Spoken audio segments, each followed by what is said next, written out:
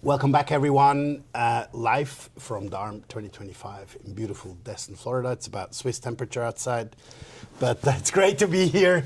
Unfortunately, just for the people who saw the program, Andrew Kitchell couldn't make it to Destin. He had some other issues to take care of, so today I'm just with, not just only just with, Paul. Before we get started, Paul, why don't you introduce yourself and to the audience as well? You're probably not as well connected and conference attendance because you're a hard worker, right? Yes, so, I try to keep my head down. But so maybe an introduction and also about summer would make a ton of sense. Would love that. Thank you all for having me. It's a pleasure to be here. My name's Paul. I'm founder and CEO at Summer. Summer is the short-term rental industry's first asset management platform. For those who are maybe wondering what asset management means in the context of short-term rentals, we try to take a real estate level approach to helping owners and operators get the most out of their units. Asset management is a term that exists in multifamily real estate, single-family real estate, commercial real estate, and we're bringing that to short-term rental. And what does that mean on a practical basis, day in and day out? We're sitting at the nexus of AI, data, and analytics, helping you understand how to truly get the most out of the assets that you either care for, operate, or own yourself. There we go. There's a lot in a very short period of time. Yeah.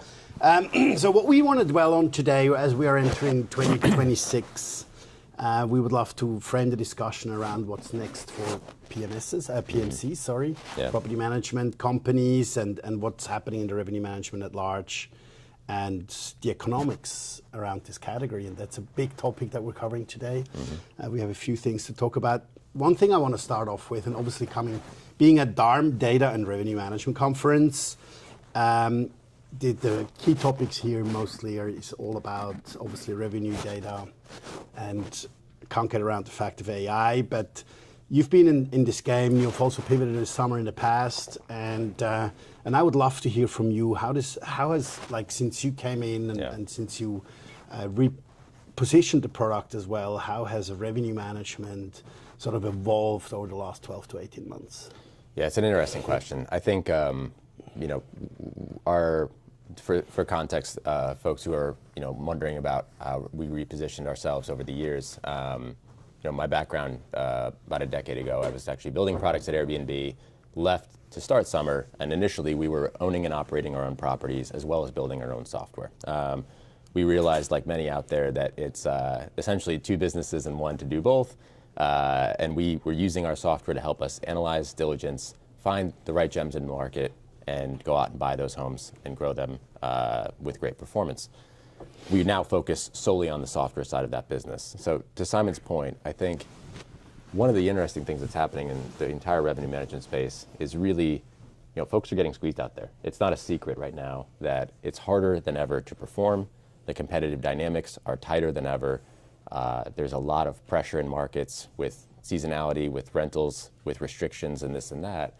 And I think it's created a world where data is more important than ever, but that's easy to say. That's very high level. Yes. It's how you're surfacing the data, what context you're giving around the data.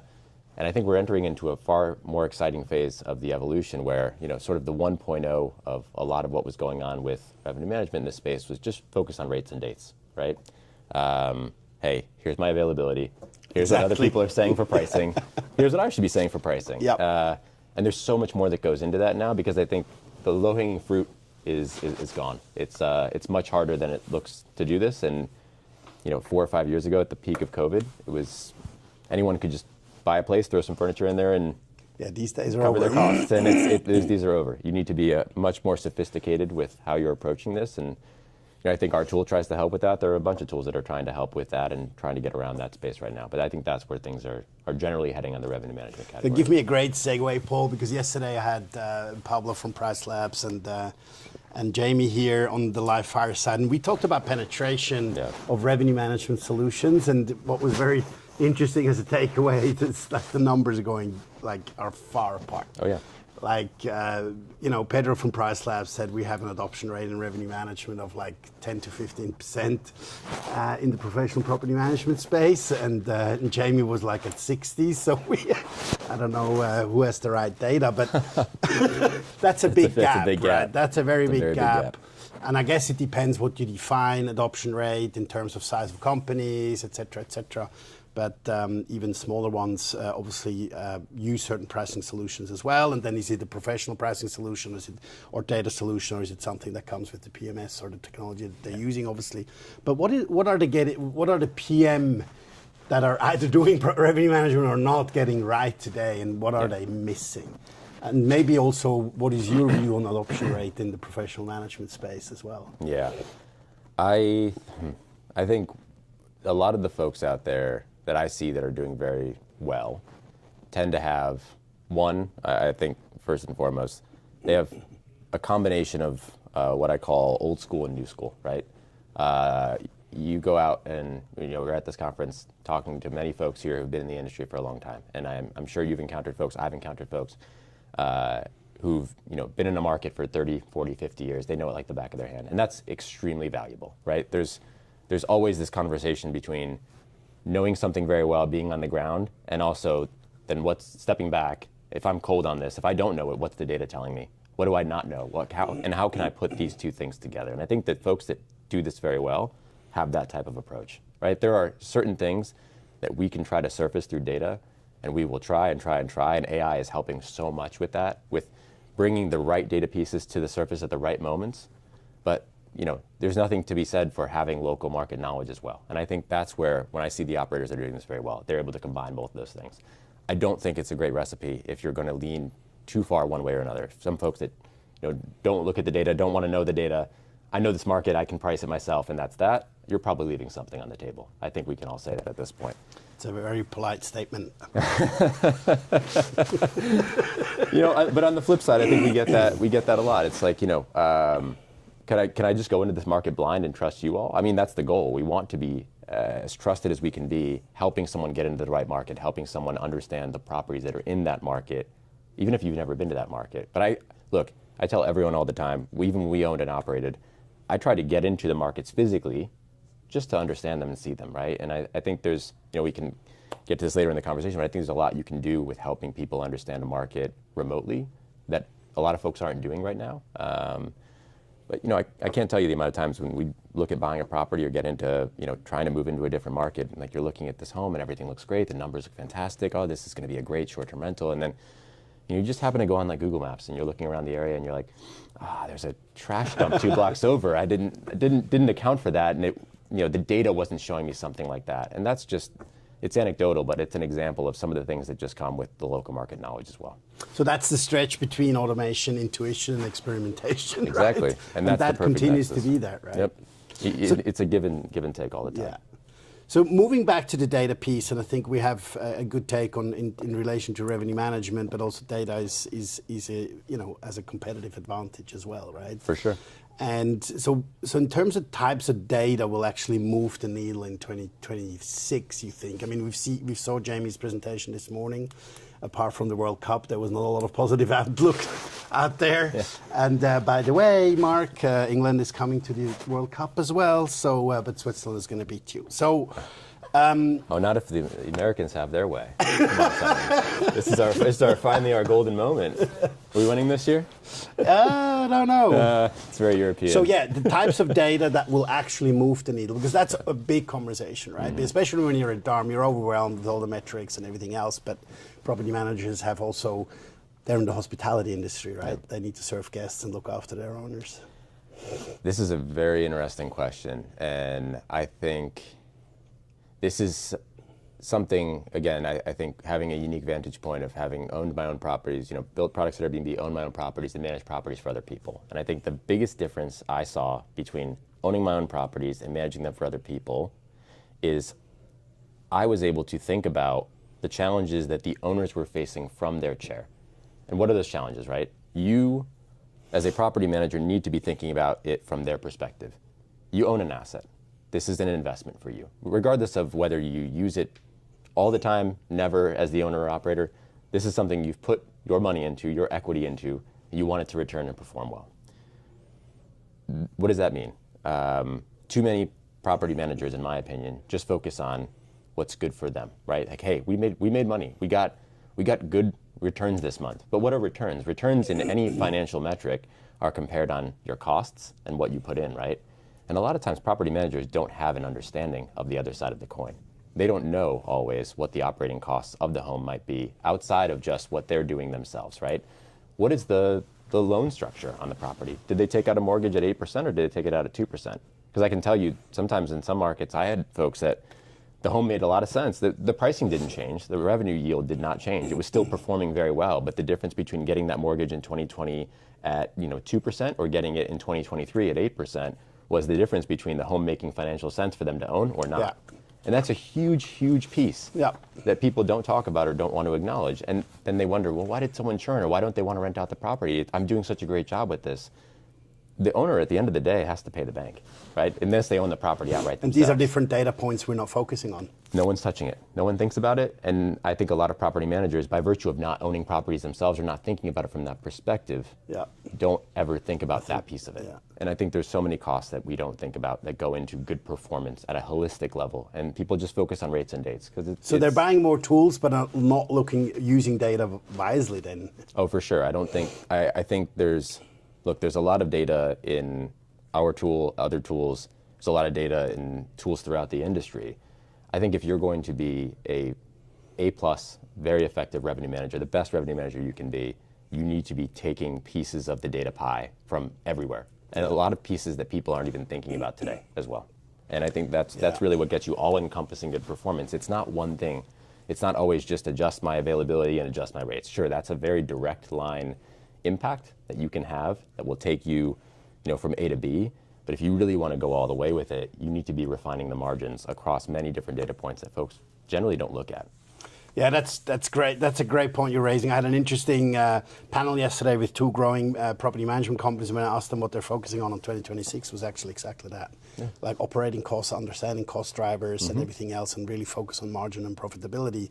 And in the past we didn't have to do that either. No. And now all of a sudden we need to think about our owners, which we haven't thought about that much as the supply is not further growing. But that's exactly it, right? You said it right there. In an environment right now where, and this is natural, by the way, the industry is maturing like a lot of other real estate industry and real estate asset classes out there right now. As industries mature, the growth rate inherently does not look like this anymore, just like it's happened in single family and multifamily. But as that happens, I think that's where the cream rises to the top, and it becomes more about how can you squeeze the most out of what you already have, because maybe not everyone in this room is going to be growing 20x year over year anymore. That's just those days are long behind us. Yeah.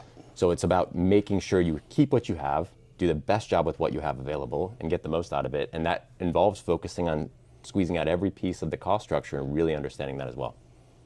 So let's go a little bit further on that, because in terms of data aggregation, that's where we have a missing piece. Like we have very good sort of market data companies as well, providing market data. We have good revenue management tools that are disconnected from all the other data points as well. And one aspect I want to bring in is this operations piece as well. And there's large companies like Breezeway and others who have incredible amount of data, but that data is sort of missing in the whole scheme of things to think about how do I plan my growth, how do I plan my cost structure, and things like that. And just recently on my STR Global Unlock podcast, I had Richie and Jeremy, and we sort of throw around the thesis that we should merge the two companies, and they have a lot of data that could be very valuable. So what is missing, do you think? Like, where are these data points, and how do we make sure we can get these data points together to make smart decisions for the next 2 or 3 years? Because we're seeing definitely more of flatter performance than we see massive growth. So we really have to focus on that. I think whether it's as explicit as a merger of Price Labs and Breezeway or a partnership between those two companies. It's just a hypothesis. Just a hypothesis, of course. Both very good businesses, but it can be, you could take it all the way there, or it could be something as micro as an individual revenue manager pulling the right data points from the various tools they use themselves. Because that's what's also very interesting is a lot of people themselves have access to these data points. They just don't know how to put them together all the time. And I think that's something we're trying to do, is help folks put those data points together and put those pieces together to form a holistic pie. And again, I keep coming back to it. It's not always rates and dates. It's not always just financial as well. There's other pieces of the pie that can impact performance. Massively, your review scores, the photos you're using. Like these are also things that impact how well you perform, right?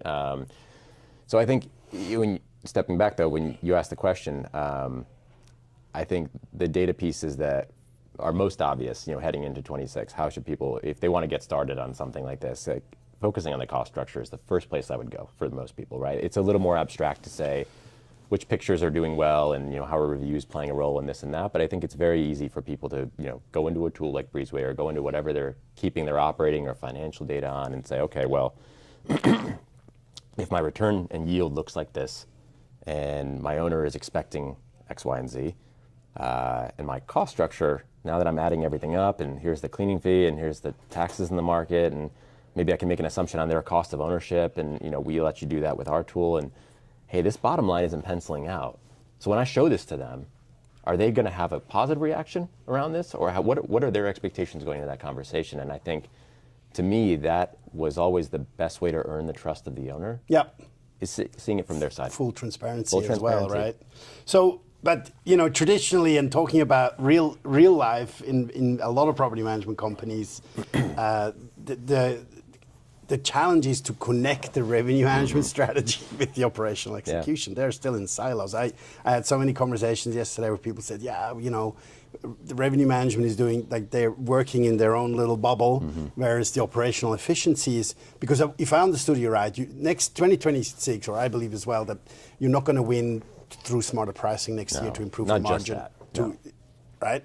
So how do we overcome that from a structural, so technology can overcome that while revenue management is in its bubble and the operational execution as well?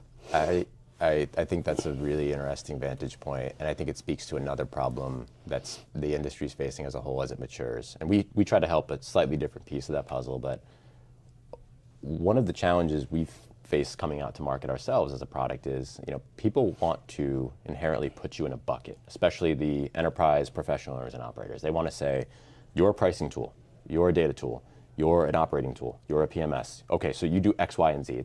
We all do this in every walk of life, right? It's very simple to just categorize you and say you do X or you do Y. Helps you make a quick decision and compare and contrast things. But as owners and operators, I think the lens of that, we have tools that are built for revenue managers on pricing. You have tools that are built for an acquisitions team on data and revenue management, somewhat parallel. You have an operating tool that's built for, like Breezeway, that's built for your ops teams to run through, right? A lot of times you don't have that cross connection within the business. And I've experienced this myself when we owned and operated. It's not like my revenue manager was in Breezeway very often, right? Yeah, that's the point. And it's not like my ops team was in an acquisitions tool or a sales tool or anything like that. So I think it starts with, as an owner and operator yourself, trying to focus on getting your team's heads up just a little bit. And that's a balance. You want them to be heads down in whatever the function is they're owning. Yeah. But I think it's an acknowledgement that these things are crossing paths as well. And it's about getting the company on the same page and the entire operation on the same page. And that starts far upstream. And now I'll tie it back to what we're doing. Like, I think one of the things that we really nailed, and we've certainly got a long way to go, and we try to be very humble about this, but one of the things we really nailed was tying the top of funnel sales and growth use case to the revenue management use case. And that was the original reason we had built the tool, right? I couldn't find anything in market that would help me analyze markets, analyze homes, and do a full deep analysis, get both sides of the equation, the revenue and the expense side, the whole P&L, everything, take that to a lender if I needed to buy it myself, but then have something accurate enough that would stand up to my revenue management team. Because I had the same problem where you go on, you find some calculator, it's going to give you this crazy number that's never going to be achievable, and your sales guy puts it in front of someone and they want to win a deal. That's their objective, right? They want to go out and they want to win the deal, and they'll say, oh, we'll make $200K a year on this home. This home has no business making more than $100K. And the revenue manager gets that deal and they say, what did you sign? You set this up for terrible success now, right? It's never going to happen. They're going to churn out 6 months later because their expectations were not set properly from the get-go, right? And that, I think, is exactly an example of what we're speaking to right now. These things need to be talking to each other. So we actually built a workflow, and that's how we had done this was, you can create, very deep, very sophisticated one-click projections and analysis on the property. And we built a workflow where the revenue manager, this was internally, and now we actually obviously have this product available for everyone, where the revenue manager will then sign off and see the math that the sales team was doing and say, okay, that makes sense. I'm signed off on that. So I'm not getting a surprise 2 weeks from now when I get a contract signed and I have to go onboard a home that's showing X, Y, and Z. And then you can extend that on down to the operations teams as But well. it can go in both ways. You can underestimate and overestimate. I overheard sure. a conversation yesterday of two people. I won't mention companies on revenue projection on a very large property. I think it was a 5-bedroom. One data company provided a projection of like 90 grand, and another one was 200 grand. I think I heard the same conversation, yeah. And the ones with the 200 actually nailed it at the end. But this can go both ways, right? For sure. I mean, yes, I think if I had to choose one, I'd rather be pleasantly surprised by an overshoot than an undershoot of $100,000. But look, I think I always tell that to our team, by the way. When we used to own and operate, I'd say the same thing. I'd say, like, yeah, I'd rather be pleasantly surprised by a great month, but I'm also equally as questioning why we got there. If we were expecting to make $8,000 on this home and we made 10 this month, that's great, but I still want to know why we thought we would make 8 and we actually made 10. It's about really dialing in the margin of error. So what's the data source of projecting the operational expenditure so you can really determine margin on these properties? I mean, that's missing, right? Yeah, I think that's a hard piece. No, it is. It's. I mean, people ask all the time. You know, I used to work at Airbnb. They're like, "Oh, Airbnb must have all this data." I'm like, No. no. I mean, they don't know how someone owns a property. Yeah. They don't know what the How it's debt service on the financed. property is and things like that. They know the cleaning fee, but they don't know how you're paying the cleaner or what that cleaning fee is. They really miss a lot of it as well. It's not like this is there's one data source out there to rule them all. I think, you know, folks like Breezeway have a lot of data at their fingertips. There's financial tools in the space that have a lot of data at their fingertips. So it's really disjointed right now. I think that's part of the problem the industry faces is you've got all these different tools doing all these different things. Some of them claim to do everything, some of them claim to do one thing, but they're not really talking to each other. And the PMSs don't have it either, right? PMSs don't have it either. I think that's also a very astute observation is, you know, they're not always connecting all the dots themselves. So what's the solution technically? I mean, also, let's be totally transparent here, and we heard it too many times also, what is like margin pressure, higher labor costs, everything, and also technology costs has increased significantly. Yeah. And introducing technology just doesn't mean your margins will improve overnight. We heard some interesting things today from Jamie Lane talking about these review scores, and it's obvious that the professional property managers have lower review scores than in single RBOs for obvious reasons. But technology has shown that some of these gaps have been able to improve, especially on the guest comms side as well. But we are in the data and the cost and the revenue management side in this conversation. So what is the solution at the end of the day? Because, you know, PMCs cannot, you know, first of all, you need to break down these silos. So that means if you want to break down these silos, you need to have one source of truth in terms of for you to strategically run your business. And as the pressure continues, that we have macroeconomical, etc., you need to have one source of truth to actually run your business from. And at the moment, that you don't have that source, No, right? you don't. And that's a huge problem, I think. A lot of the, you know, property management software companies, the PMSs, you know, I think a lot of them try to attempt to be that one source, but that Build a dashboard.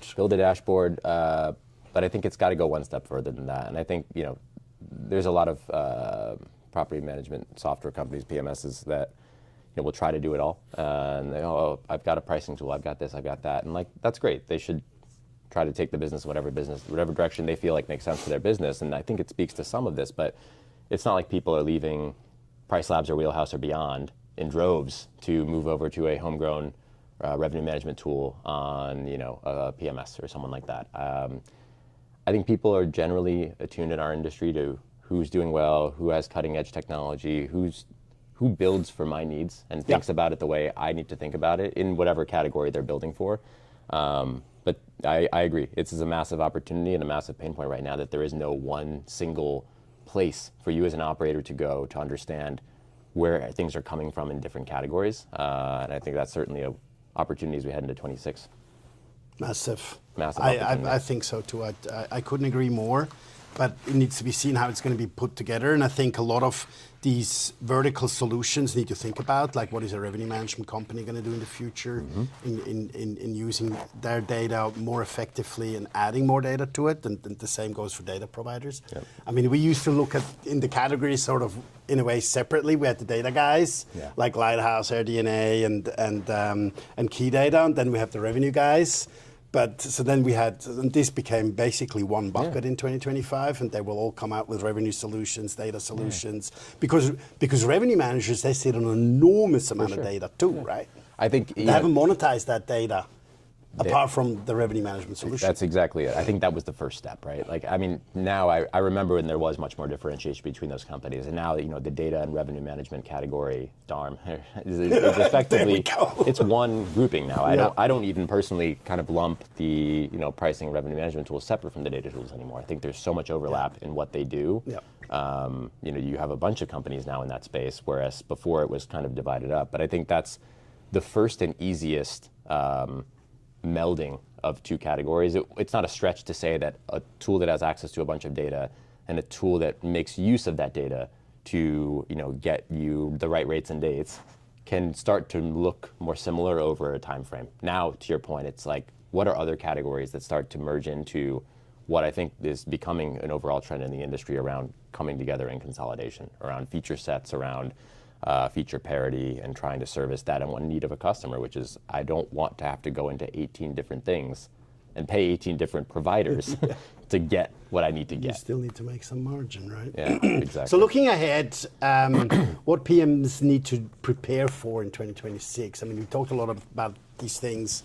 but in terms of sort of blind spots, and I think you alluded to some of them already quite a lot, and one angle I really enjoyed that you brought in is understanding the owner and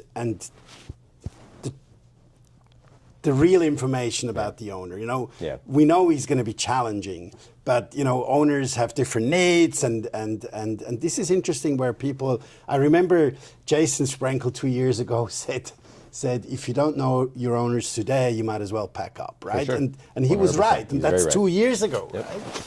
And it took a little bit longer than he predicted, but it's happening, and we've seen the data. We excuse me, supply is not growing, very flat. We have a lot of regulatory-related churn.